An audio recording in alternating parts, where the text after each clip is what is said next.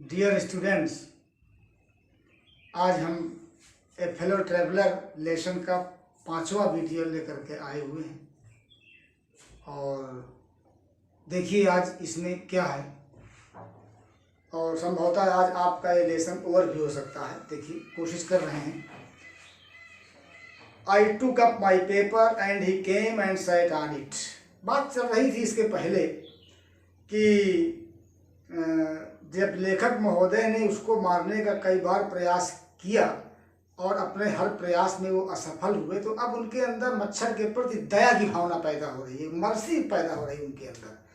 तो मर्सी पैदा होने के बाद वो कहते हैं कि मैं अपने मृत्युदंड जो दिया था मैंने, उस दिए हुए वाक्य को वापस लेता हूँ। अब मैं तुमको मारूंगा नहीं और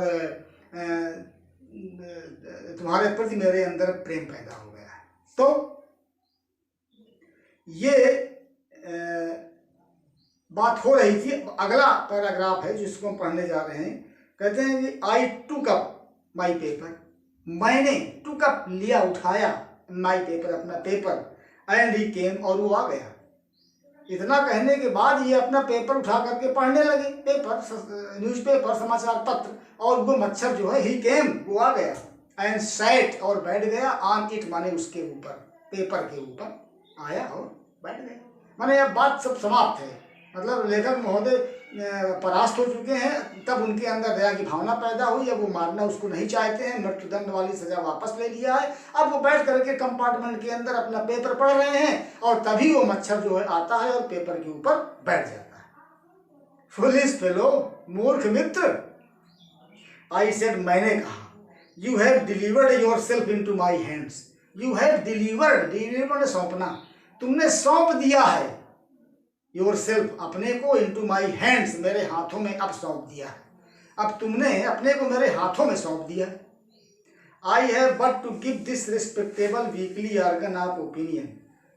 अब क्या है कि आई हैव, मुझको अब करना है क्या, but to give this respectable, इस रिस्पेक्टेबल माने सम्मानित, वीकली साप्ताहिक, ऑर्गन ऑफ ओपिनियन मीन्स होता है न्यूज़पेपर, समाचार पत्र। ऑर्गन ऑफ ओपिनियन माने समाचार पत्र, मतलब विचारों का एक ऑर्गन अर्थात समाचार पत्र। वो कैसा समाचार पत्र था जिसको ये पढ़ रहे थे, वो वीकली था, माने साप्ताहिक समाचार पत्र था, सप्ताह में एक बार छपता था। और बड़ा रिस्पेक्टेबल समाचार पत्र था, वो बड़ा न्यूज़पेपर जो था जिसको पढ़ रहे थे, बहुत रिस्पेक्टेबल था और वीकली था। और क्या था, smack on both the covers. कहते हैं कि इस साप्ताहिक सम्मानित समाचार पत्र के स्मैक माने झटके से, आप बोथ द कवर्स, दोनों कवर, समाचार पत्र के जो दो पेज होते हैं, कवर जिनको इसमें कह रहे हैं, दोनों पेजों को जब एक स्मैक कर दूं मैं, अगर झटका कर दूं, झटक दूं, तो या आपस में उनको बंद करूं, एंड यू विल कार्स, दोनों पेपरों को बंद करने के बाद, झटका करने के बाद तुम एक कार्स बन जाओगे, तुम एक लाश बन जाओगे। कार्स माने शव, अर्थात अब थोड़ा कल्पना कर लीजिए, आप लिए पेपर पढ़ रहे हैं, कोई किताब पढ़ रहे हैं, कोई कीड़ा आता है और किसी एक पेज के ऊपर बैठ जाता है, ऊपर बैठ जाता है, और दोनों पेज खुले हुए हैं। अगर आप उन दोनों पेजों को स्मैक करें, ये ऐसे कर दें, तो कहाँ जाएगा वो उसी के अंदर दब करके मर जाएगा, बन जाएगा कॉर्प्स, लाश बन जाएगा। वही कह रहे हैं कि I have to give this respect. अब मुझको करना क्या है, इस सम्मानित साप्ताहिक समाचार पत्र के दोनों पेजों को आपस में मिला देना है और तुम बन जाओगे एक लाश। नीटली, स्पष्ट रूप से, सैंडविच, सैंडविच माने बीच में फंसना, तुम बीच में फंस जाओगे, बिटवीन एन आर्टिकल, बीच में क्या हो जाओगे, एन आर्टिकल, आर्टिकल माने लेख, लेख के बीच में। देखिए उस पेपर, अब उस पेपर को जो पढ़ रहे थे, इंग्लिश का पेपर था, वो इंग्लिश के आदमी हैं, उसमें दो लेख, एक पेज पर मोटे से जो एक हेडिंग छपी हुई थी और दूसरे पेज पर जो दूसरी हेडिंग छपी हुई थी, दोनों हेडिंग का इसमें उल्लेख किया गया है। वो हेडिंग है, वो लेख है, उसमें छपा हुआ था, हेडिंग डाल करके उसके पूरा समाचार था। कौन सी हेडिंग थी, एक में क्या था, the peace traps, peace traps, ये एक हेडिंग थी एक पेज पर, और दूसरे पर अनादर दूसरे पर था on the modesty of the mister Hughes, mister huge की मॉडेस्टी माने ये क्या कहते हैं, एक मिस्टर ह्यूज को विषय में जान लीजिए। सन 1915 में ऑस्ट्रेलिया में एक प्रधानमंत्री हुए थे जिनका नाम था मिस्टर ह्यूज। वो बहुत विनम्र प्रधानमंत्री हुए थे, विनम्रता उनके अंदर कूट कूट कर भरी थी। तो ये लेख जो हेडिंग पड़ी हुई है the modesty of mister Hughes, mister huge की, ऑस्ट्रेलियाई प्रधानमंत्री मिस्टर ह्यूज की मॉडेस्टी माने विनम्रता, ये हेडिंग एक पेज में पड़ी हुई थी। और दूसरे पेज में थी the peace traps, peace traps माने होता है ये जो एक वो है क्या कहते हैं हेडिंग है, एक लेख है। इसमें यह बताया गया था कि समय से पहले यदि शत्रु से संधि कर ली जाती है तो वो खतरनाक हो जाती है, समय आने पर ही शत्रु से संधि करनी चाहिए, ये उसका विवरण था उसके अंदर पूरा। तो पीस ट्रैप्स और the modesty of mister huge, दो लेखों के बीच में तुम फंस जाओगे, सैंडविच हो जाओगे हैं। बट लेकिन आई शैल नॉट डू, मैं ये नहीं करूंगा। आई हैव रिप्राइव्ड यू, मैंने तुमको रिप्राइव्ड कर दिया, तुमको जीवन दान दे दिया, तुमको तुम्हारा पुनरुद्धार कर दिया हैं।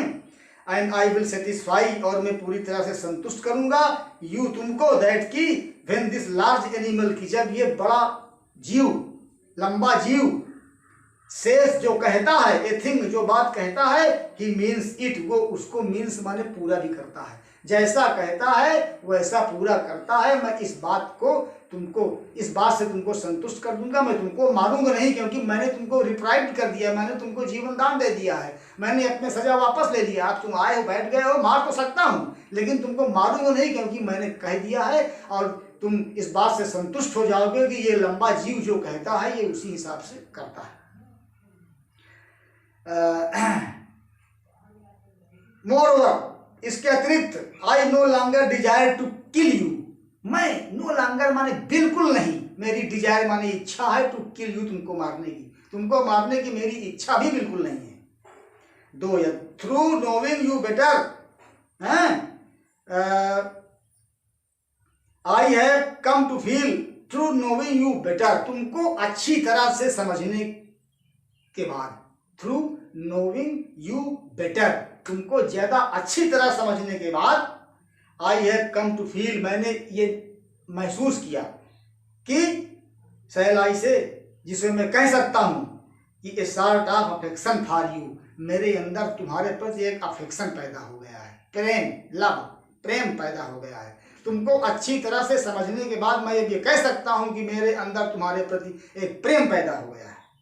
आई फैंसी, मैं कल्पना करता हूँ, फैंसी मीन्स कल्पना करता हूँ, दैट की Saint Francis would have called you little brother, Saint Francis ये ईसाइयों के संत थे, सेंट फ्रांसिस नाम है, वुड हैव कॉल्ड यू, आपको कहा है उन्होंने क्या, लिटिल ब्रदर, छोटा भाई। सेंट फ्रांसिस ने आपको छोटा भाई कहा है, किसको, मच्छर को। I cannot go far as that Christian charity and civility, I cannot go far, मैं नहीं जा सकता हूँ अधिक दूर, than in Christian charity and civility, Christian charity माने ईसाइयों की दया और civility माने सद्व्यवहार, ईसाइयों की दया और सद्व्यवहार से ज्यादा अधिक दूर मैं अब नहीं जा सकता हूँ। बट आई रिकॉग्नाइज, लेकिन मैं पहचानता हूँ, ए मोर डिस्टेंट रिलेशनशिप, ये बड़े दूर का डिस्टेंट रिलेशनशिप, मेरा और आपका जो रिलेशनशिप है, संबंध है, वो डिस्टेंट का है, बड़ा दूर का संबंध है। फॉर्चून, भाग्य ने, has made us fellow traveller, हमको सहयात्री बनाया है, ऑन दिस समर नाइट, इस गर्मी की रात्रि में भाग्य ने ही हम दोनों को सहयात्री बना दिया है। आई हैव इंटरेस्टेड यू, मैंने आप में इंटरेस्ट लिया, मैंने आप में मुझे रुचि आई, एंड यू हैव इंटरटेन्ड मी, और आपने मेरा इंटरटेन कराया, मतलब मुझे जो है आपने मनोरंजन कराया, आपने मुझ में रुचि लिया और मुझको आपने अपने अंदर मनोरंजन करा दिए। दोनों लोगों का काम हुआ, एक तरफ मनोरंजन हुआ और एक तरफ रुचि ली गई। The obligation is mutual, obligation means एहसान जो दोनों लोगों का है वो म्यूचुअल है, दोनों का जो एहसान है वो बिल्कुल म्यूचुअल है, बराबर का है।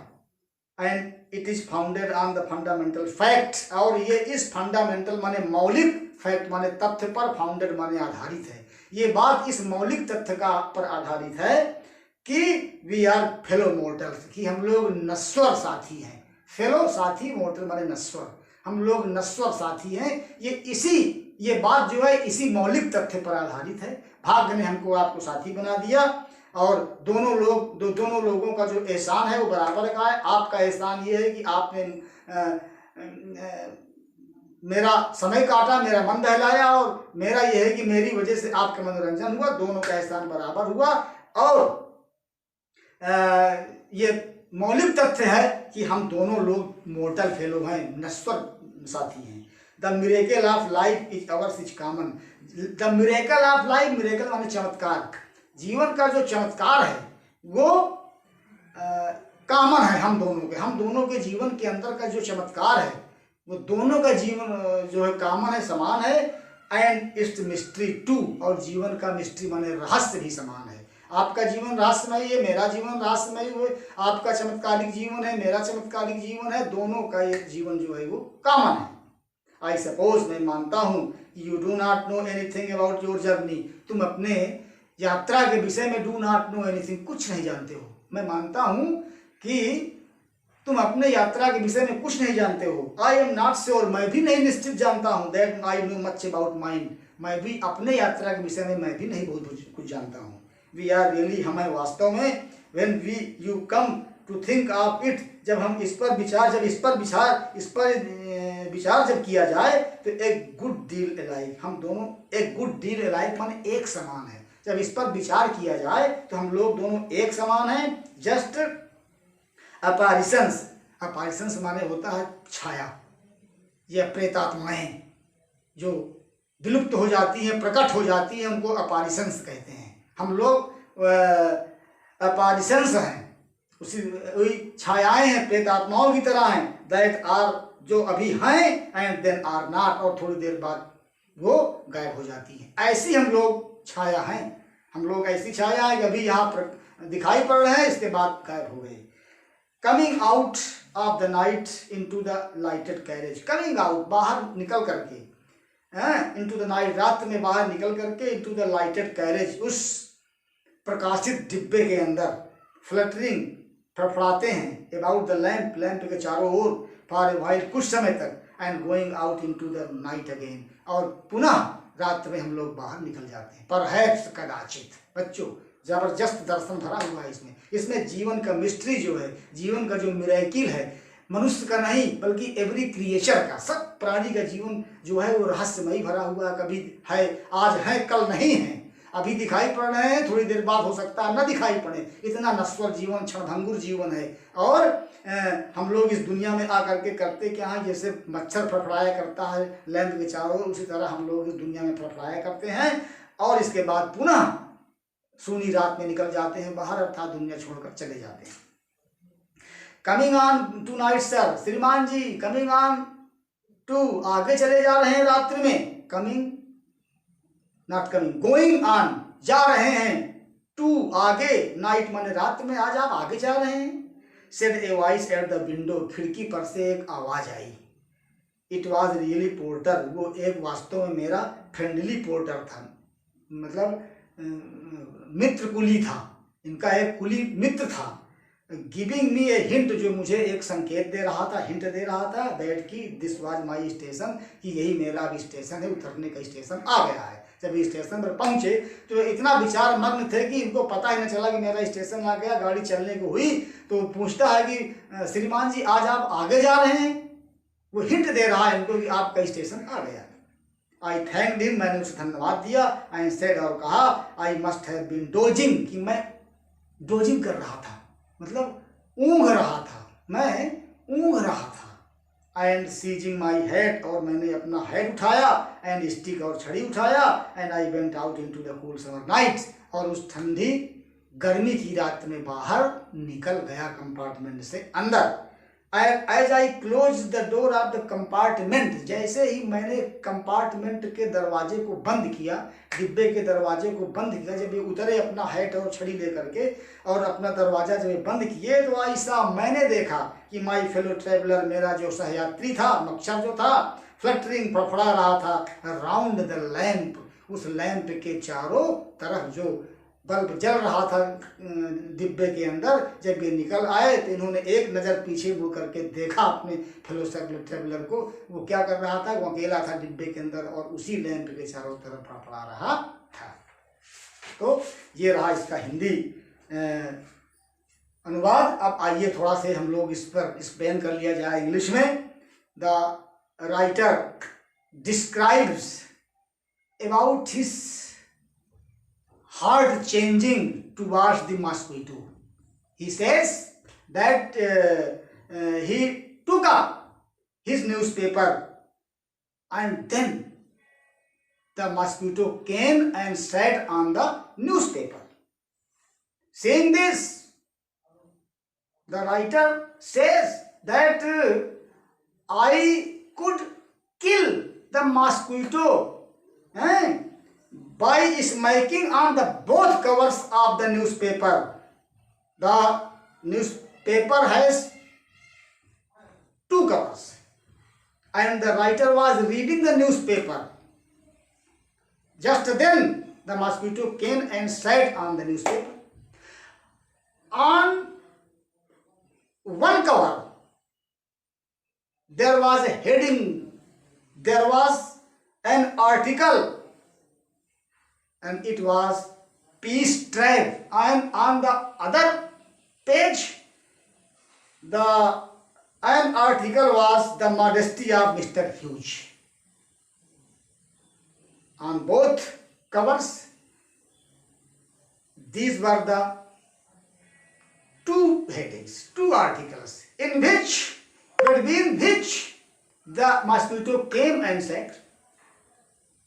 You know that the Prime Minister of Australia was famous for his modesty. He was a Prime Minister in 1950. So, in that particular article, there was the description about the modesty of Mr. Huge. And in the article of Peace Tribe, there was a description about the peace or about the compromise with an enemy. The writer said again that he would not kill the mosquito because he does what he says. There is no difference between his saying and doing. So he says again that he feels a kind of affection in his heart towards the mosquito. He says that the obligation is mutual. The obligation is equal. Why? Because the writer took interest in the mosquito and the mosquito entertained himself by disturbing the writer. So the obligation is mutual.